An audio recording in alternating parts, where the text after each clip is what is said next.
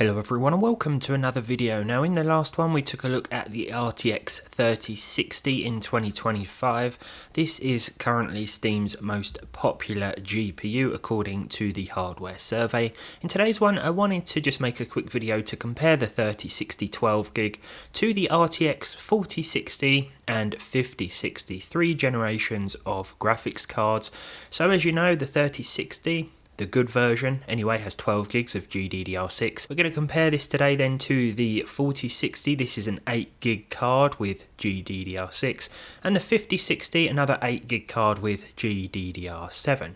So in terms of release dates, we're looking at 2021 for the 3060, early 2021. The 4060 appeared in 2023 and the 5060 launched in 2025, so a couple of years between each card today. The 3060 is a PCIe 4.0 GPU with 16 PCIe lanes, the 4060 PCIe 4 with 8 lanes, and the 5060 PCIe 5 with 8 lanes. Power consumption wise, we're looking at a 170 watt TDP for the 30 series card, 115 I believe for the 40 series card, and then a slight increase with the 50 series card. We're looking at 145 watts. Each of these has a single 8-pin connector. So I'll throw up some 3060 gameplay as well as some comparative figures, and we'll see how each card handles a selection of my favourite titles.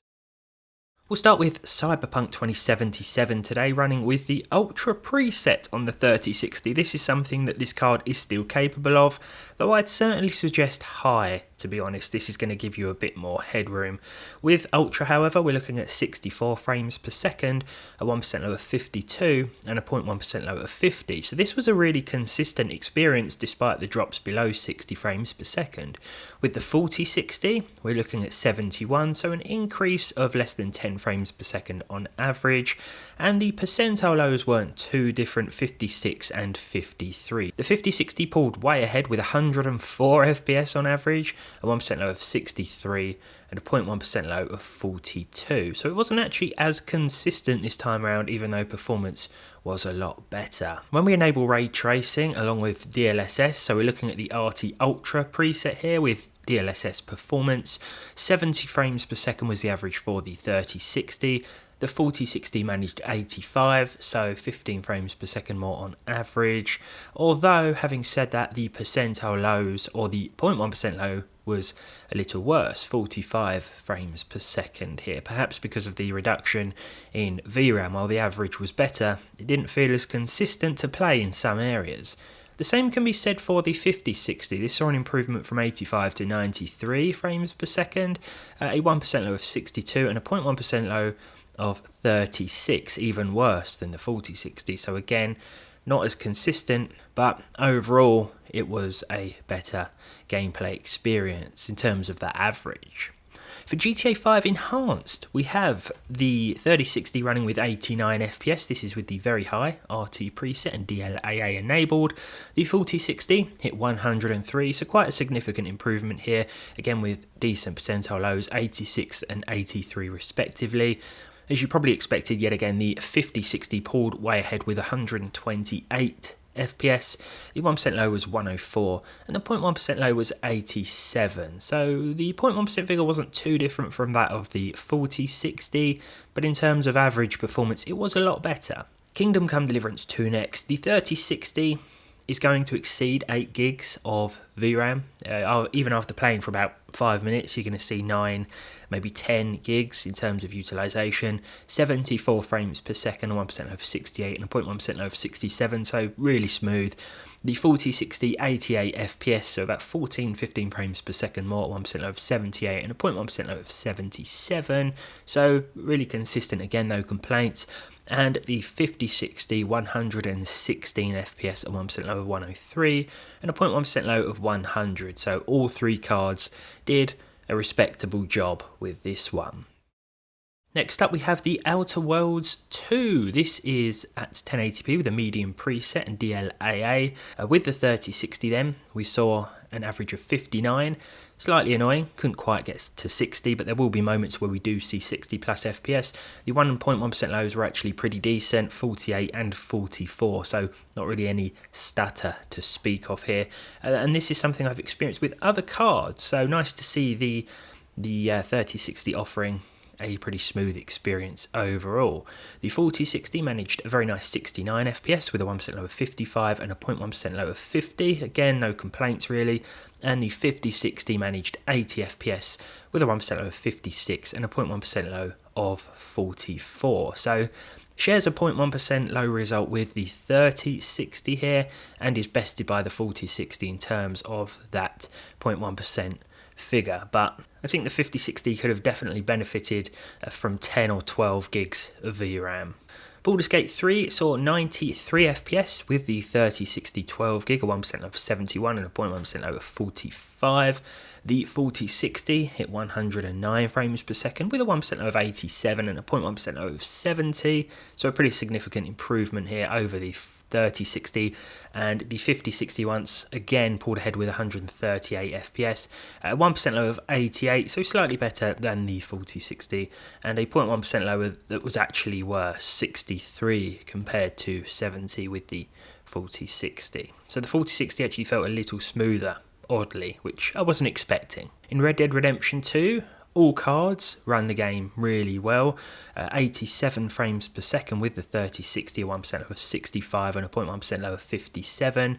The 4060 bumps this average up to 99, the 1% low of 76 and the 0.1% low is 70, again very consistent. And when we look at the 5060, we see over 100 FPS, 119, 1% low of 90 and a 0.1% low of 84.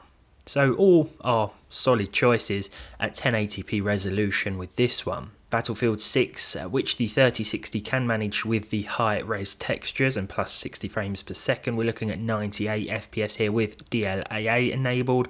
The 1% low was 80 and the 0.1% low was 75. For the 4060, we saw quite the increase to 116 FPS, a 1% low of 93 and a 0.1% low of 86. And as expected, the 5060 pulled out in front with 137 frames per second, a 1% low of 106 and a 0.1% low of 92. So despite the VRAM advantage of the 3060 here, you will see better averages from the two newer cards. That said, when it comes to the percentile lows, it's not always as straightforward.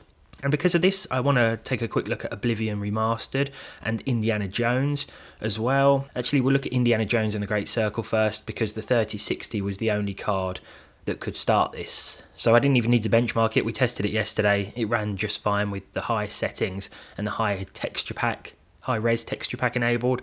But with the 4060 and 5060 trying to use the same settings, both of course have 8 gigs of VRAM, it just wouldn't start. It crashed. We could play it at medium, but we can't play it at high like we can with the 3060. So by default, the 3060 wins this one. When it comes to Oblivion Remastered, to finalise then, 1080p with a medium preset. Now we're looking at 51 FPS for the 3060, 33 as that 1% low and 25 as that 0.1% low. The 4060 pulled ahead with 60 frames per second, a 1% low of 34 and a 0.1% low of 20, so slightly worse in terms of that 0.1% number. And with the 5060, the average was a lot better, 73 overall. The 1% low wasn't really much better at all, 35 compared to 34 and 33. And when it came to that 0.1% number, we're looking at 12. So the 3060 actually did best in terms of consistency, although the average was a lot lower. It maintained smoother frame times, which in my opinion can be more significant than just a higher average. I certainly noticed more dips and drops with the 8 gig cards.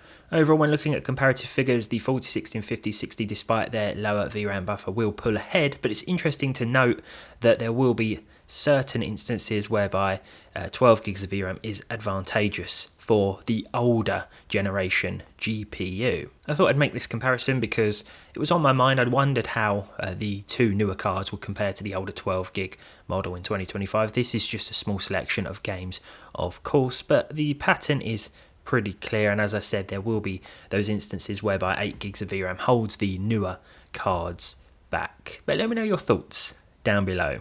As always, Thank you for watching, and hopefully I'll see all of you in the next one.